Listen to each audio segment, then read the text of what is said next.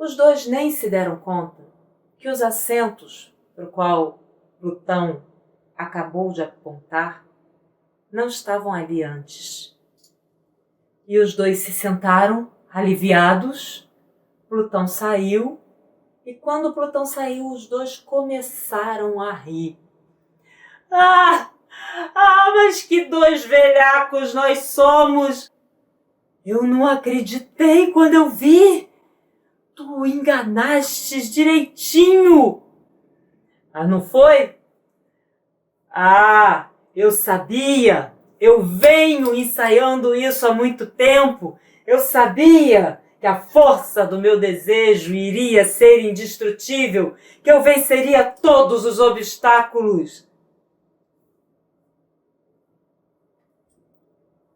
Amigo,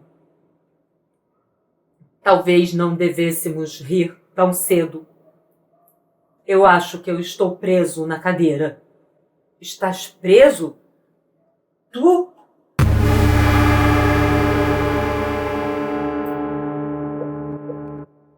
Eu também?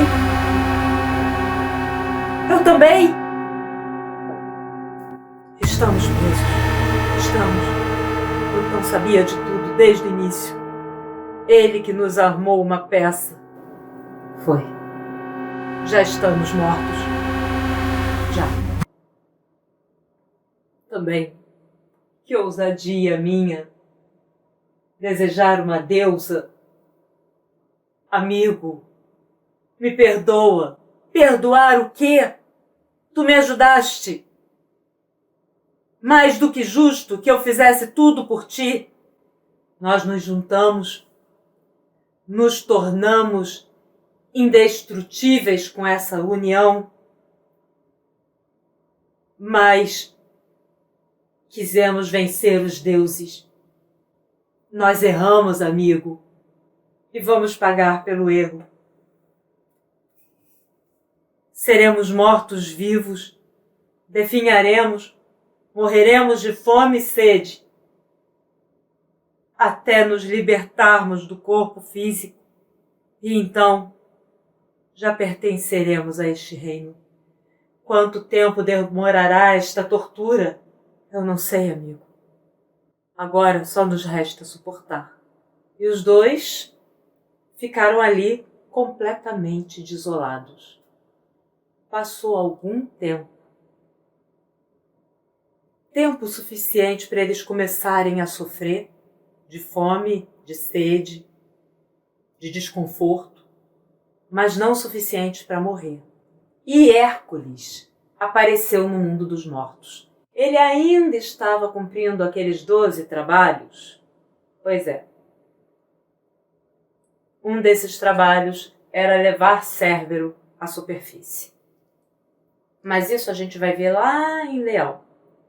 Quando ele chega no reino do Hades, ele encontra Teseu e Pirito ali, ele fica sem entender. O que estão fazendo aqui? Vocês morreram? Não, Hércules, mas morreremos em breve. Estamos presos a estas cadeiras. Plutão nos castigou pela ousadia de vir até aqui. A culpa é minha, nobre Hércules. Eu ousei desejar a esposa de Plutão e arrastei Teseu comigo. Hércules, não, vocês não vão ficar aqui. Ele pegou Teseu pelos braços, puxou e tirou Teseu da cadeira. Teseu não acreditava, as calças dele ficaram grudadas na cadeira, mas isso não importava. Teseu olhou para Pirito, pegou Pirito, puxou com toda a força. Nada. Puxou com mais força. Nada. Puxou com mais força ainda. Pirito estava vendo a hora que ele ia desgrudado do quadril do tronco e ia matar o Pirito e não ia tirar ele daquela cadeira. Nisso começam a aparecer serpentes pelo chão e se enroscar nas pernas e na cadeira, apertando ainda mais, depois nos braços. Quer dizer, era um recado claro de Plutão, né, de que Pirito ficaria ali. Hércules e Teseu ficaram desolados, mas não tiveram outra alternativa. Hércules tinha que cumprir o trabalho dele. Pirito olhou para Teseu e liberou o amigo. Vai embora, Teseu. Vai embora. Esse meu castigo é merecido. Vai embora. Some daqui, amigo. Chegará o dia em que nos encontraremos aqui novamente. Eu vou esperar por esse dia. Agora vai. Volta. Volta pro mundo, Teseu. Eu fico. Teseu voltou estraçalhado. Completamente estraçalhado.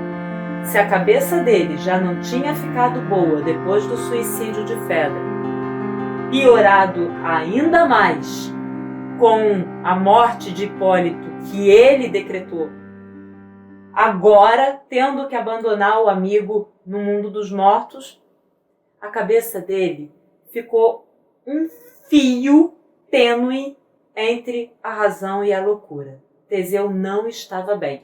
Fora que seu corpo estava muito enfraquecido pelos dias sem comer e sem beber no mundo dos mortos. Ele subiu para o mundo dos vivos, foi com Hércules, passou por Caronte. Hércules impunha respeito até ali no mundo dos mortos. Hércules ajudou Teseu a chegar lá. Eu não vou contar aqui como Hércules fez ali embaixo, se ele conseguiu cumprir esse trabalho ou não. Isso a gente vai ver lá em Leão. Aqui eu só vou contar que Hércules ajudou Teseu a voltar. E Teseu foi direto para Atenas, para o reino dele, que tinha ficado abandonado desde que ele foi para o funeral do avô. E quando ele chegou em Atenas, encontrou Menestreu no trono. Ele ficou completamente aturdido e aí ele requisitou o trono de volta. E Menestreu virou para ele e falou: tu não instituístes a democracia? Pois vamos deixar que o povo decida? Teseu falou: claro, vamos deixar que o povo decida. E aí, quando o povo foi questionado se queria que Teseu voltasse, o povo rejeitou Teseu. E Teseu não esperava por esse baque. O povo estava muito ressentido da guerra de Atenas contra Esparta e culpava Teseu pelos saques e pelo ataque repentino de Esparta. E não tinha perdoado Teseu de ter sumido e demorado tanto para voltar. Teseu ainda tentou explicar o que havia acontecido, mas o povo não aceitava mais como rei. Teseu, então, foi para Trezena. Quando ele chegou em Trezena, não encontrou a mãe, não encontrou Helena, descobriu que a mãe havia sido feita escrava, ficou pior ainda do que já estava, não tinha forças para lutar e resgatar a mãe, começou a andar por suas terras e lembrou-se que entre seus domínios estava a ilha de Ésquilo. Era uma ilha muito bonita, muito tranquila, e que ele adoraria passar o resto de seus dias naquela ilha. E ele foi para a ilha de Ésquilo. Só que como a maioria das suas terras, nesse tempo longo que Teseu havia ficado fora, Ésquilo também havia caído sob o domínio de outra pessoa. E Teseu encontrou a ilha de Ésquilo sob o domínio de um homem chamado Licomedes, que se declarava rei de Ésquilo agora. Teseu requisitou o trono de volta e Licomedes agiu com dissimulação. Falou para ele que, óbvio, evidente, claro que ele ia devolver o trono. Teseu era muito bem-vindo, mas que ele havia cuidado muito bem da ilha enquanto Teseu estava fora, que ele queria mostrar a ilha para Teseu, como ele havia plantado, o que ele havia desenvolvido. Então eles subiram para o monte mais alto da ilha e de lá de cima Licomedes não teve dificuldade. simplesmente empurrou Teseu, que teve uma morte covarde, caindo nas pedras de lá de cima do monte. Licomedes nem comentou com ninguém a visita de Teseu. Os poucos que viram, ele falou que foi uma visita rápida, só para visita à terra, e tudo ficou por isso mesmo. O tempo passou e toda a Grécia entrou em guerra com Troia. A Guerra de Troia também é uma história que pertence ao signo de Gêmeos. Então eu não vou entrar muito nessa história. Aqui basta dizer que Menestreu de Atenas também foi para a Guerra de Troia e Dermofonte, filho de Teseu, que a essa altura já era um homem, também lutou na guerra, mas como soldado comum.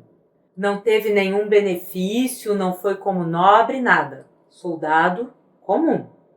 Acontece que Menestreu não voltou de Troia. Ele faleceu por lá. Dermofonte voltou e requisitou o trono de volta à população. A população recebeu Dermofonte como herói e o colocou no trono novamente. Dermofonte recuperou o trono de Atenas e consultou um oráculo para saber aonde procurar os restos mortais do pai, que provavelmente ele nunca ficou sabendo, nunca ninguém chegou, nunca nenhum mensageiro chegou lá o chamando para o funeral do pai, portanto, ele achava que os restos mortais, e com razão, estavam perdidos. Uma águia veio voando dos céus, pousou no altar onde Dermofonte estava consultando o oráculo e voou. O adivinho entendeu a mensagem e falou para Dermofonte: segue aquela águia. Dermofonte seguiu. A águia voou para a ilha de Ésquiro. Dermofonte entrou num barco. A águia sobrevoava os mares, esperando por Dermofonte, ele percebeu. A águia voou para a ilha de Ésquiro. Dermofonte chegou na ilha de Ésquiro, seguiu a águia e a águia começou a escavar com o bico um determinado local. Dermofonte ordenou que escavassem no lugar onde a águia estava batendo com o bico e encontrou a ossada de um homem de estatura muito grande, certamente era de Teseu. Escavou um pouco mais e encontrou a espada, que agora não deixava mais sombra de dúvida de que aquela era a ossada de seu pai. Ele levou a ossada de seu pai para Atenas, e quando o barco estava chegando, ele veio com a coroa de louros, que indicava que ele vinha vitorioso, que ele tinha conseguido êxito na jornada, e os habitantes da cidade começaram a gritar: Eleleu, iu, iu, Eleleu, iu, iu, que foram os mesmos gritos com os quais Teseu foi recebido quando chegou da ilha de Creta, remetendo à época em que Teseu matou o Minotauro. A ossada de Teseu foi enterrada bem no centro da cidade, e em cima do local onde foi enterrada a ossada foi construído um templo que foi chamado de Teseion. Nas paredes do templo, todos os tipos de artistas, os mais requintados, desenharam, pintaram, esculpiram finamente vários momentos das passagens da vida de Teseu.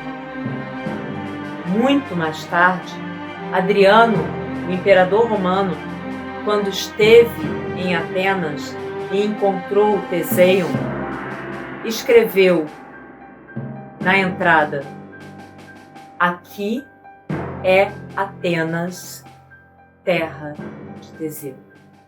E assim nós encerramos a história do signo de Touro. Não percam a história de Gêmeos. Você está acompanhando essa história desde o início? Você sabe como tudo começou? Não? Clica aqui, ó. Deixa seu like pra gente se você gostou da história. Se inscreve, isso dá uma força enorme pro canal. E não esquece de ativar o sininho, que é para receber as novidades. Beijos astrais.